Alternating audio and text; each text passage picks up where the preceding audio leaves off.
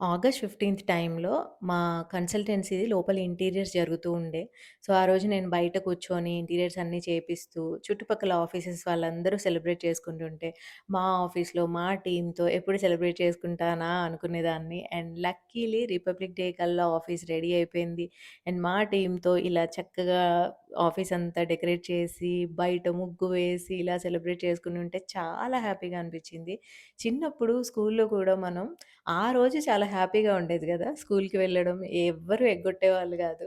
ఎందుకంటే ఒక చిన్న చాక్లేట్ కోసం వెళ్ళినా గానీ, ఎందుకో క్లాస్ రూమ్ డెకరేట్ చేయడము, టీచర్స్‌కి చూపిచ్చడము, ఆ రోజు హ్యాపీగా ఫ్రెండ్స్‌తో స్పెండ్ చేయడం బావుండేది. అండ్ ఆ మెమోరీస్ ఇప్పటికి గూడా చాలా బాగా గుర్తొస్తూ ఉంటాయి. సో, అందుకే మనం ఎంత సిన్సియర్‌గా వర్క్ చేసినా గానీ, ఇలాంటి చిన్న చిన్న మూమెంట్స్‌ని మిస్ అవ్వగూడదు. ఆఫీస్‌లో గూడా టీమ్‌తో హ్యాపీగా సెలబ్రేట్ చేసుకోవాలి.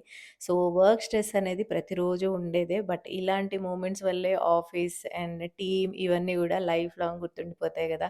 So, we ended the day with tasty